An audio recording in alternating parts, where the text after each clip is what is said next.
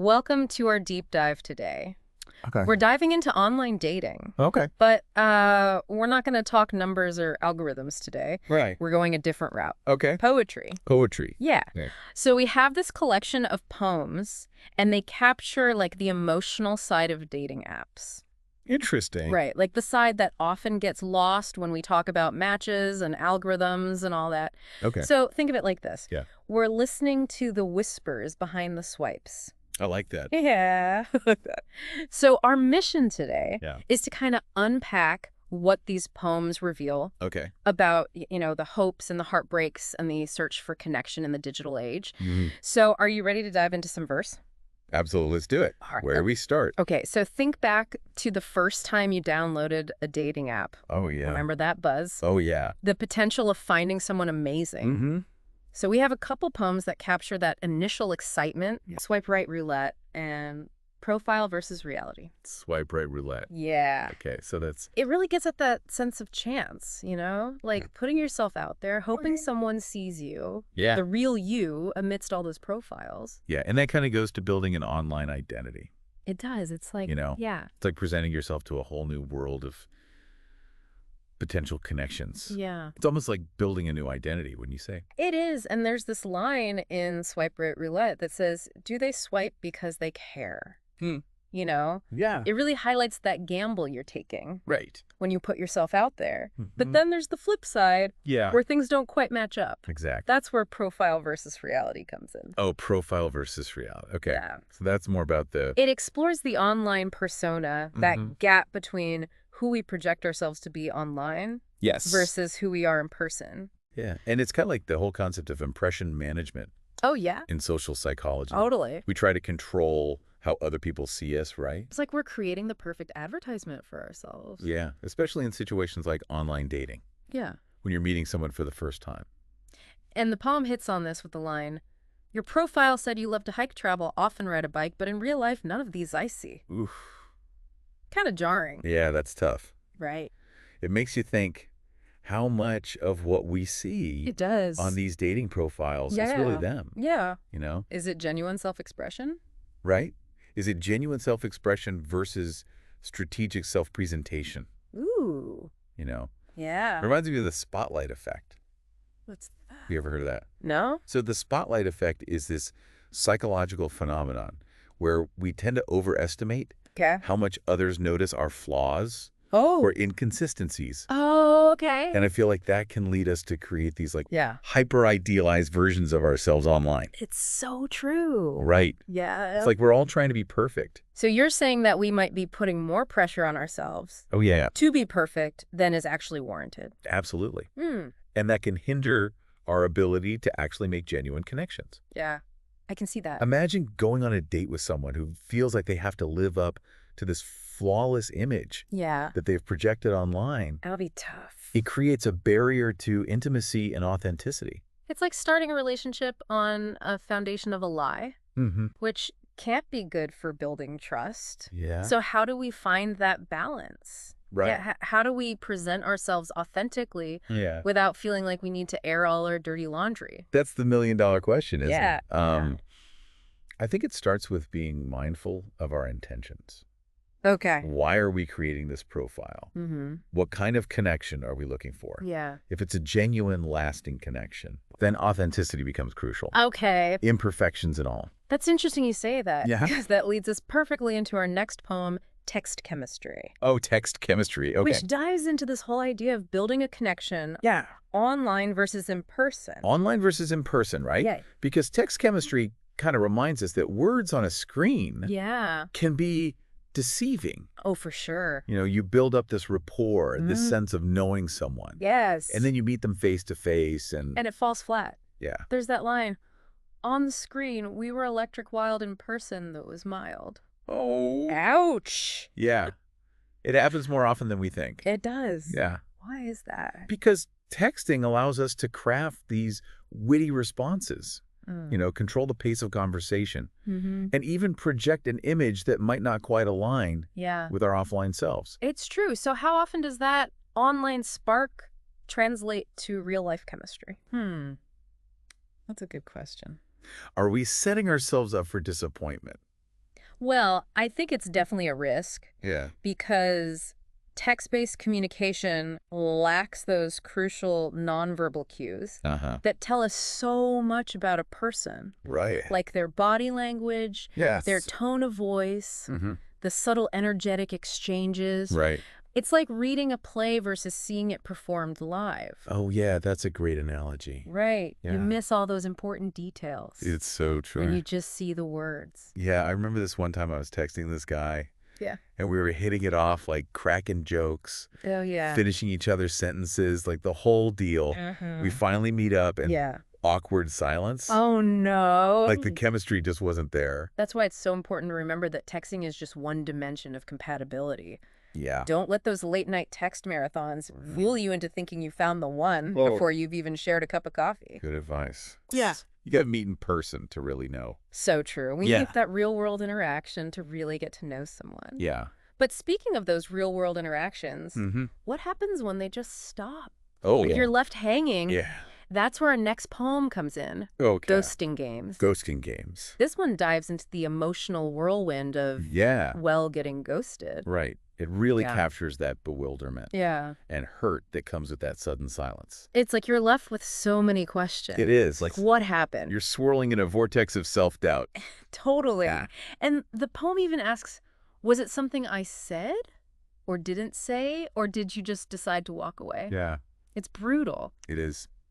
So beyond the initial shock, Mm-hmm. what are the long-term psychological effects of being ghosted? Well, studies have shown that social rejection, like ghosting, Uh-huh. can trigger the same areas of the brain Wow. that are associated with physical pain. Yeah, it's a deeply ingrained survival mechanism, Oh, wow. highlighting our need for connection. So it's not just in my head. Not That feeling of rejection is really triggering a primal response. exactly. Wow. And it can lead to a cascade of negative thoughts and feelings, Oh, yeah. impacting our self-esteem, our Hmm. trust in others, and even our future dating behaviors. Yeah. It makes you hesitant to put yourself out there again. Exactly. Right. For fear of experiencing that same pain. It's like getting burned and then being afraid to go near the stove again. Right. Exactly. So how do we move past that fear? Mm-hmm. How do we avoid letting those experiences define our approach to dating? Well, that's where resilience comes in. Okay. It's important to remember that ghosting often says more about the ghoster Okay. than the person being ghosted. Oh, that's a good point. Hmm. So it's about them, not me. Exactly. Yeah. Their emotional maturity, their communication skills. I need to remember that. Yeah. Okay, so let's say you've been ghosted. You've processed those emotions. You're Yep. ready to get back out there. Okay. But then Yeah. you start feeling that dating app fatigue. Oh, yeah. It's real. Yeah. App fatigue, another poem in our collection, Fatigue. perfectly captures this. Oh, okay. The endless swiping, the superficial conversations, you know? Yeah, you just feel like you're going through the motion. Peaks. It can be exhausting. It's exhausting. It is. There's that line in App Fatigue. Mm-hmm. I scroll, I swipe, it's endless. I know the faces come, the faces go. It's that feeling of detachment, right? It is. Like you're just sifting through an endless stream of faces. Yeah, and the potential for a real connection gets lost Exactly. in the shuffle. It becomes more about quantity than quality. All right. And that can lead to disillusionment, Oh, yeah. even despair. For sure. And the poem even says, dating apps have lost their charm. I long for love with heart with warmth. Wow. Yeah, it's like that yearning for Yeah. something deeper, Yeah. more meaningful More meaningful. than a swipe and a match. Absolutely. So how do we combat that fatigue? Right. Do we just delete the apps and swear off online dating? Well, not necessarily. Okay. It's about finding a balance, Okay. recognizing when the apps are becoming more of a source of stress Mm. than a source of joy. Yeah. Take breaks when needed. Okay. Reconnect with your offline life. Yeah. Engage in activities that nourish your soul. So like press pause Yeah. on the digital world. Exactly. And remember that real life is still out there. Yes, real life with all its messy, unpredictable beauty. It's still happening It is out there. out there. And don't forget the power of intentionality. Yeah, Instead of mindlessly swiping, be selective. right. Focus on connecting with people who share your values, Yes. your interests. You're in Engage in meaningful conversations. Absolutely. And remember why you joined these apps in the first place. Right. To yeah. find connection, not just the distraction. And if the apps just aren't doing it for you, That's okay too. That's okay. There are other ways to meet people. Absolutely. Through friends, hobbies, community events. All sorts of ways. Right. Yeah, don't limit yourself to just one avenue. This whole conversation has been such an eye-opener. Yeah. It's made me realize that online dating isn't just about the technology. Yeah. It's about navigating a whole new set of Yeah. social and emotional landscapes. Absolutely. It's like we've been thrust into this uncharted territory of human interaction, Yeah. and we're all just figuring it out as we go. And these poems are like a guide, We are. helping us understand the complexities, the joys, and the pitfalls Yes. of this new frontier. This new frontier of dating. They remind us that behind every profile picture Mm. is a real person A real person. with their own story, their own hopes and fears, their own longing for connection. And that's something worth remembering, It is. both as someone navigating the world of online dating and as someone interacting with others on these platforms. We're all in this together, We are trying to find our way. trying to find our way in this digital age of love. Speaking of finding our way, Yeah. there's this one poem, Match Made in Nowhere, Oh, match made in nowhere. that captures that feeling of disillusionment Yeah. that can sometimes creep in, you know? Mhm. That sense of searching and searching and coming up empty. Yeah, it's a tough feeling to shake. It is. It's really tough. It is. And it speaks to the importance of managing expectations. Okay. You know, online dating can feel like a lottery sometimes, Oh. with the odds stacked against you. Well, for sure. But it's important to remember that finding a meaningful connection takes time, Mm-hmm. effort, and a bit of luck. Yeah. It's a journey, not a destination. So how do we stay hopeful? Right. Stay resilient Yep. when it feels like all we're encountering are dead ends and disappearing acts? Well, I think it starts with being clear about what we're looking for Okay. and what we're willing to tolerate. Mm-hmm. Define your non-negotiables. Okay. The values and qualities that are essential for a fulfilling relationship. Yeah. Don't compromise on those. Yeah. And remember, rejection is not a reflection of your worth.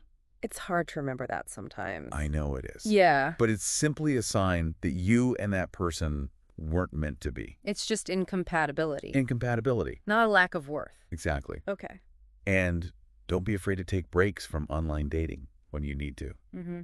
You know, step away. Yeah. Focus on nourishing your own life, Okay. your own interests, Yeah. your own sense of self-worth. So you're saying the more grounded and fulfilled you are in your own life, Yes.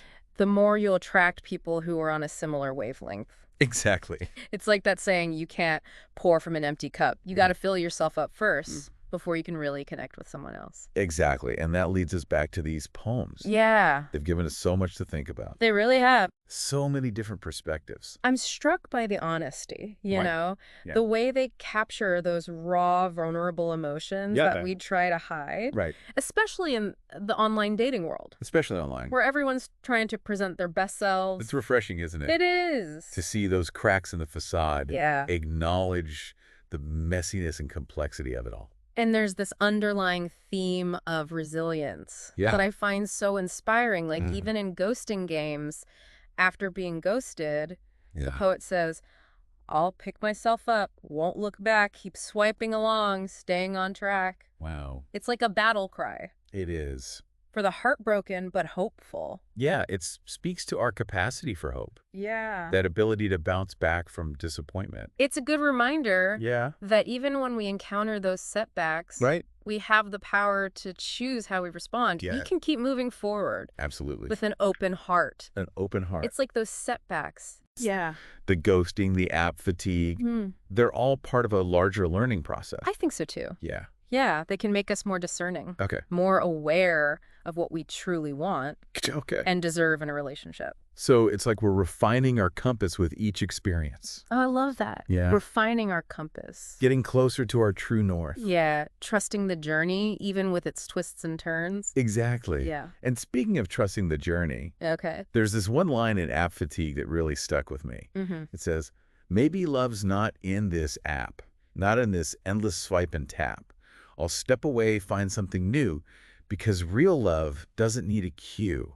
Wow. It's like a permission slip Yeah. to step off that digital treadmill Yeah. and reconnect with the real world. It's a reminder that love can show up in the most unexpected places, It's true. often when we least expect it. So maybe the key to finding love isn't about perfecting our profiles Right. or mastering the swipe. It's about staying open to possibility, Yes, both online and offline. I agree. It's about cultivating that mindset of curiosity, Yeah.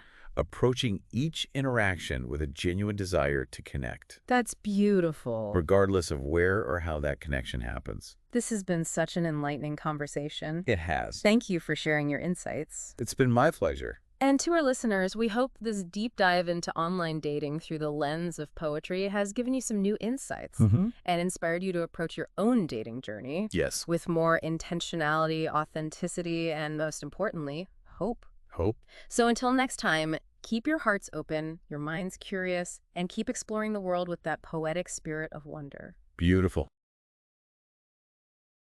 Welcome to our deep dive today. Okay. We're diving into online dating. Okay.